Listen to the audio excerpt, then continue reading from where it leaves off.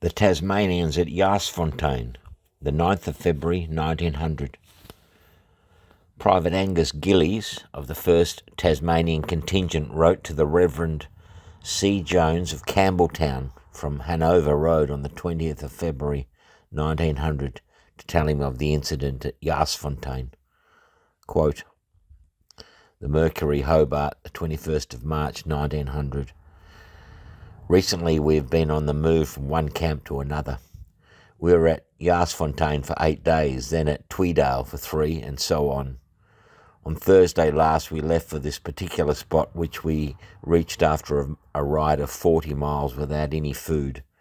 Arrived late in the evening, and then were able to minister to our wants. When at Yarsfontein, a patrol of 8 of our men and a guide went to see if there were any traces of the enemy. After riding several miles in vain, at length, when 10 miles from our camp, we visited a farmhouse which we thought was unoccupied. But imagine our surprise when we rode up to the house to find it Boer infested and ready, waiting to open fire on us from all directions. We just simply had to ride for life and make our way through the flying bullets as best we could. One went through my helmet, then to make things more perilous, my horse stumbled and fell. But luckily I recovered myself, and after going back a few yards for my rifle, I remounted and joined my party in safety.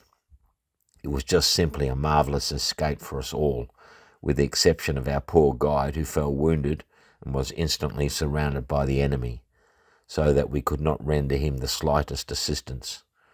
Several others went out in the evening to try and secure him, with the result that one poor fellow was shot dead in the attempt. Next day, a party of 20 men of the Victorian contingent under Captain Salmon was sent from Rensburg to form a patrol party with 40 of our men. We had not gone far, well, not more than 3 miles from the camp, when approaching a large koppie, the Boers were waiting to receive us by deluging us with a shower of lead. The company was divided into 3 divisions. I was with Captain Hamilton.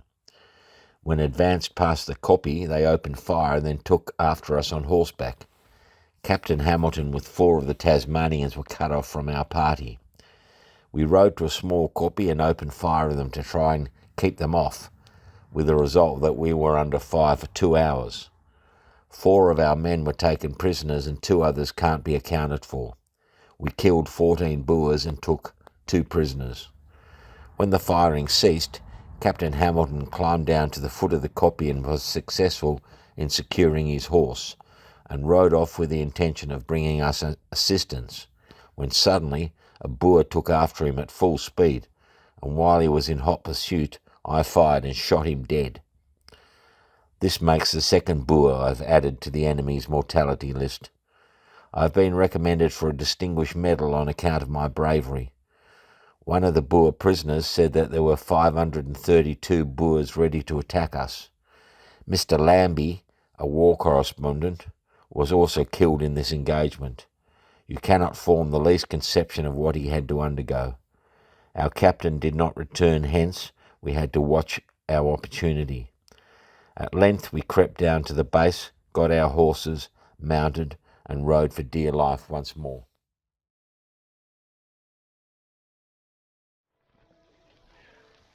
Well, first camp spot is a place called Waratah. It's been raining probably 3 or 4 hours constantly. If they had cabins, I would have gone into a cabin, but there's nobody here. It operates in the weekdays from the post office, which is there. So the swag is set up, and I'm using that shelter place to sit and to eat. And what else can I tell you? Oh yeah, I stumbled upon the Boer War monument. Real lucky. I would have walked past it 9 times out of 10, but I happened to find it. So we'll go up there shortly. It's nothing spectacular, but it is a Boer War monument. Alright, there's some Boer Wars happening.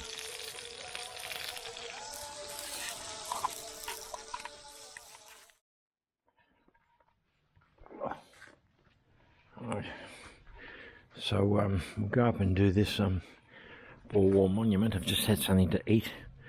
All the stuff I brought with me. Old Chetty Carter has gone up tempo a bit, up market.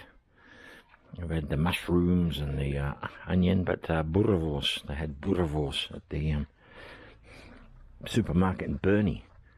Quite nice. Okay, there's a proper sort of kitchen area. What's this? I wonder if they've got water. I wonder if they've got hot water. I doubt it. Don't really need it. I went over to the museum. Chap was open. And he's the one who sort of gave me the information. That's the museum there.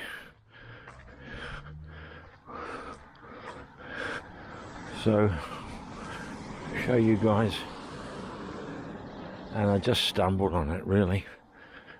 Fair dinkum.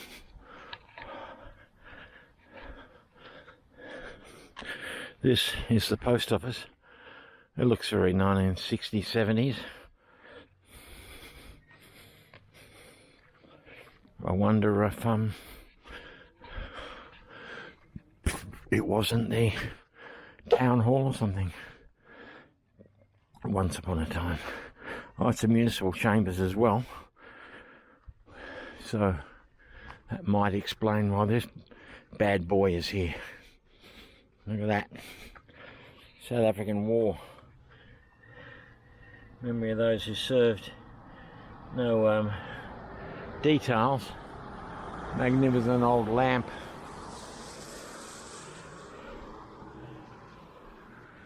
No details of who. That's fantastic, isn't it? So we've done 3 today, just on the first day. There is some writing over there, but it's long gone, it's all weathered down. I'd say looks about 1920, maybe. Although the lamp could be period.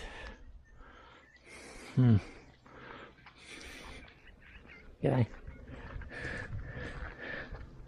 Over here is the hut of... Oh wow. Roy Delphin captured 2 tigers in 1933 in the Waratah area. Oh, one died, and the other is the last tiger. Is that the one you see in that old footage?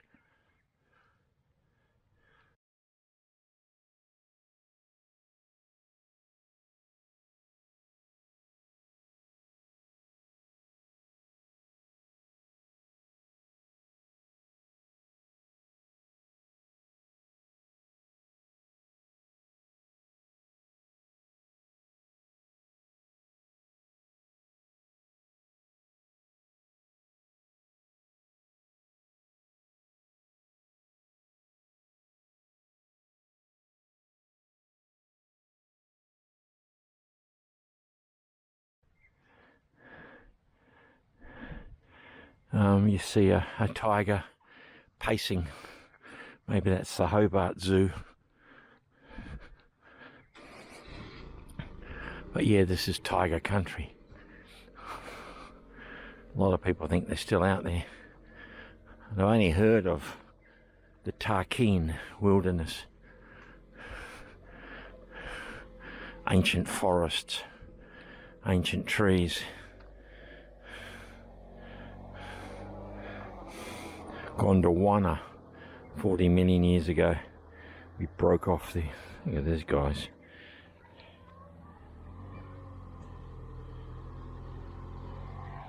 I think that's a tiger, isn't it?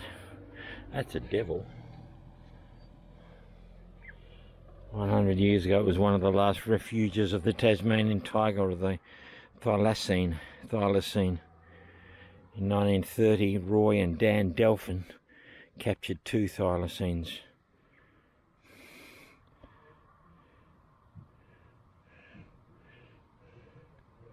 Oh, well, he killed it unintentionally. You might read that little story.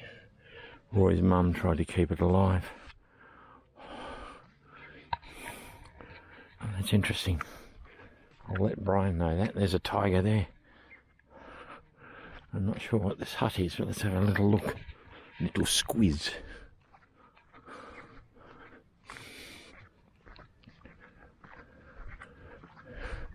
Oh, the philosopher.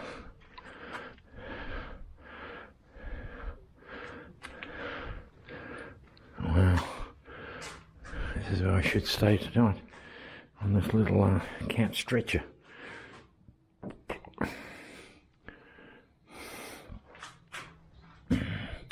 It mentioned the discovery of tin in the area. I don't know what relevance that is.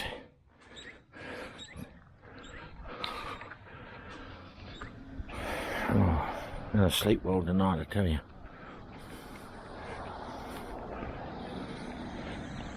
Bit of information here. Oh, the courthouse. Oh, they call it the philosopher's hut because that was his nickname. The philosopher.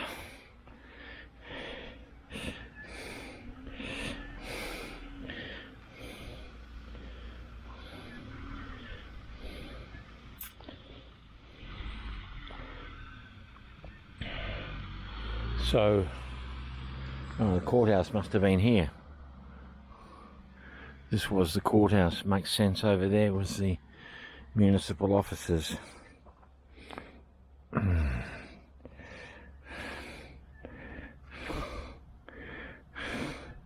So it says there the present building was constructed in 1908, courthouse and council chambers.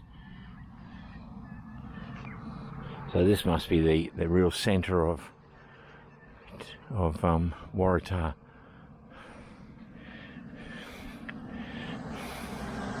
So it was the philosopher who found tin in this area, a mountain of tin, Mount Bischoff. All right, well, that's interesting, isn't it? There's the tiger. I wonder if they'll bring them back. Yeah.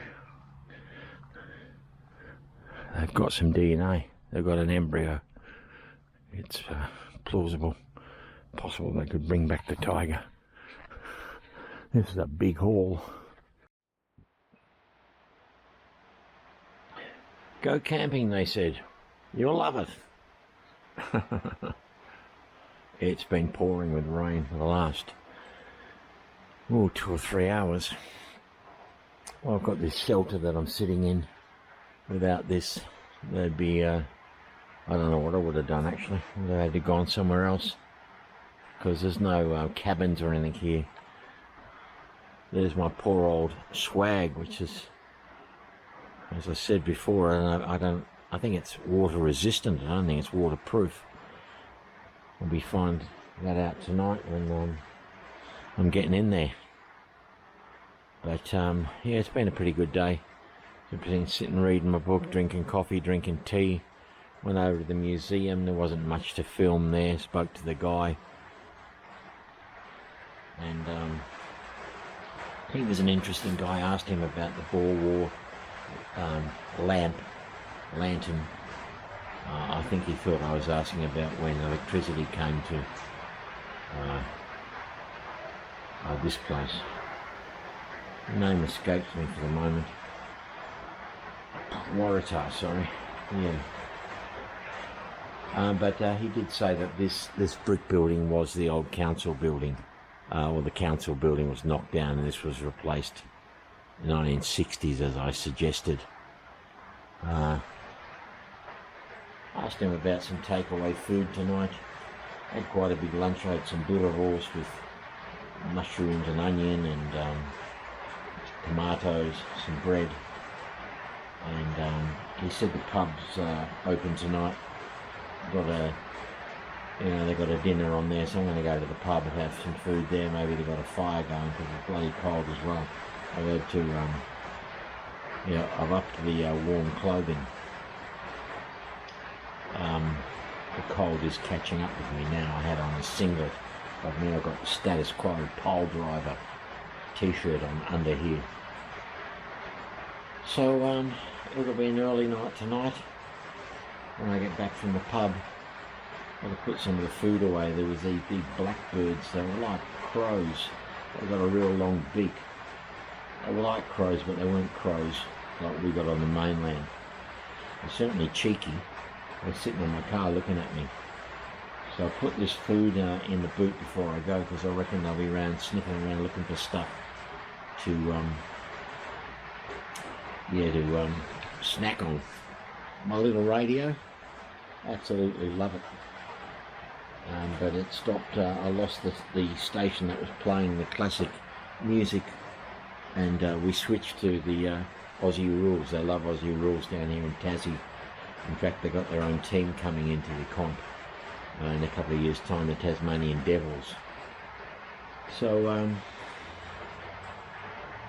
alright, I'll let you know how I go at the pub tonight, and hopefully my bedding in there is all dry, because I'm going to be going to bed and going to sleep early, and then I'm going to be up at the crack of dawn, pack this thing up, and hope that we get a couple of sunny days so that my swag can dry out. Might put it in the boot, actually, roll it up, put it in the boot with the chair. Anyway, we'll see how we go. Alright, I'll keep you informed. Yeah, guys, just looking back at it now, it's been almost a month since I filmed that. It was one of the most miserable, tough days I think I've had for a long, long time. I've got to remind myself I'm 65, I'm not 25. So sleeping in that swag that night was terrifying. The overnight mist was as heavy as the rain, so I woke up at some stage in the swag. When I touched the canvas, it was waterlogged. The water came straight through if you touched the sides of the canvas. Despite that, I stayed dry and warm in the swag, but breathing in the cold, damp air all night absolutely terrified me. And there's no other way to put it, but it was a miserable day in Waratah that day. So when I did go to the museum earlier on, I did see there was a teacup that had a soldier standing to attention on top of a plinth, and it was called the Waratah War Memorial. And I asked the guy at the museum if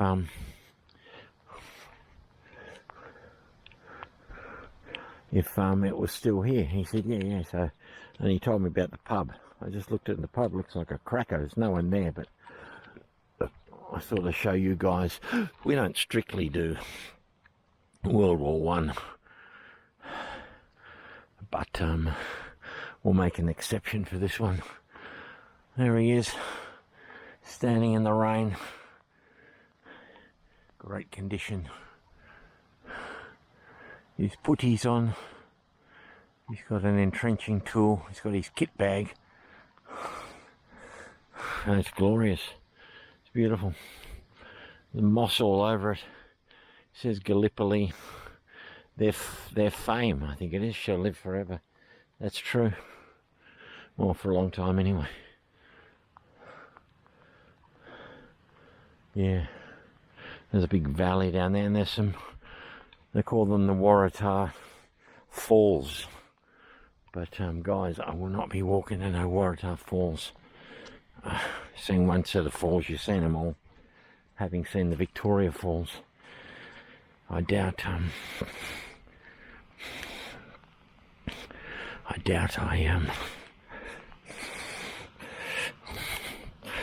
could handle some more, but I can hear them.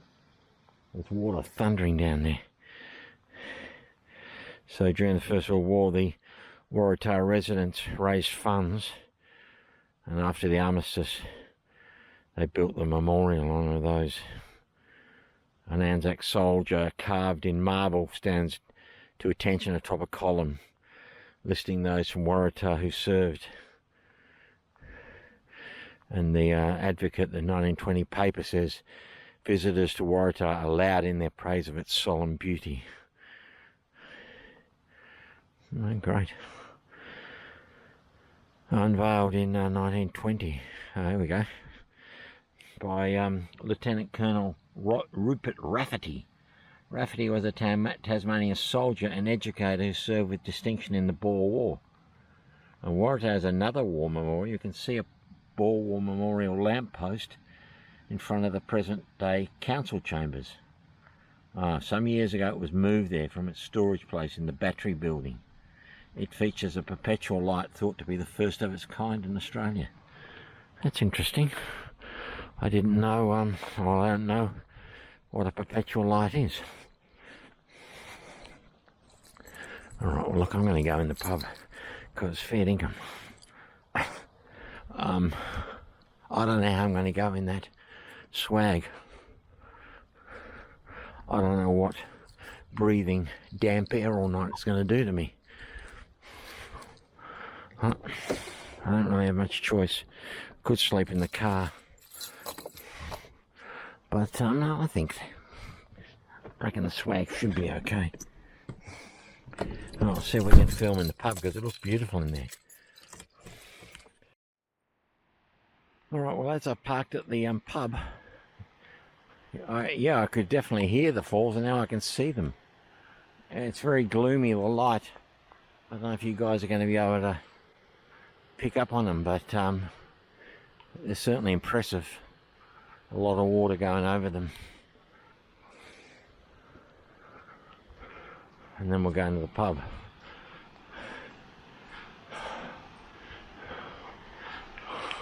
You might be able to pick up the sound of the water crashing into the canyon, the chasm. Can you guys hear? I think you can see it. You can see the water, the white water crashing down into that, goes way down into that gully. There is a walk. I don't know how close you get to the falls. As I said, I ain't doing it. As it is, I'm walking like a crow with my back bent over. This is the Biscoff Hotel. I think the Biscoff is the tin mine that the philosopher found. He found tin. I don't know about that.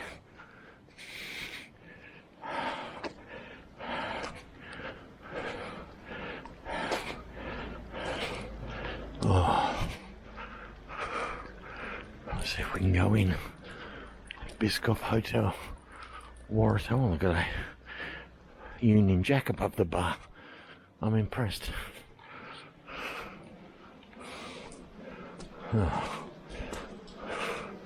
They've even got accommodation here. Fuck, I should have looked into that.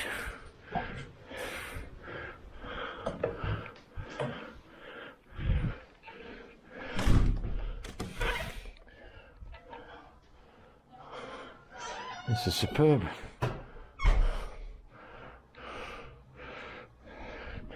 Magnificent men in their flying machines.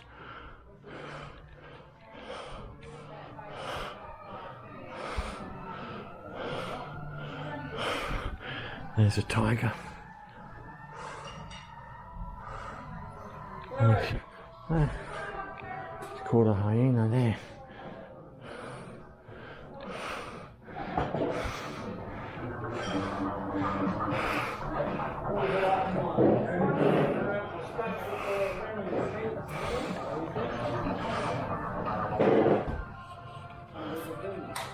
Hello. Hi, how are you? Just get a Coke, please, for the moment. Coke? Yep.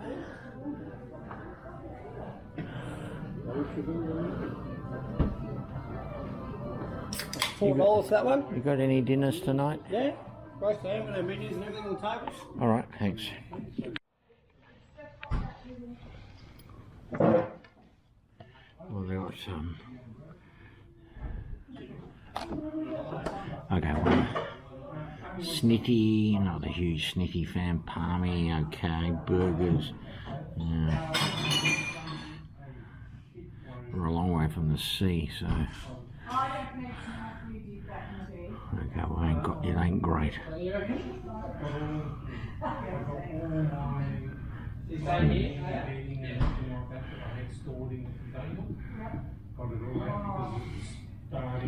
Yeah, things are pretty grim.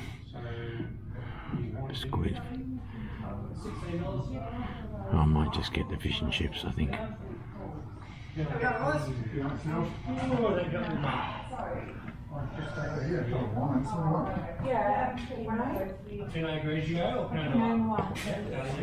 Just look at that Union Jack up there.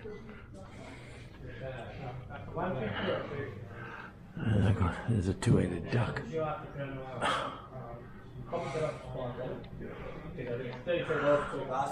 Brilliant, isn't it? That's fantastic. There's a bugle up there. I think I'll get the fish and chips. Or maybe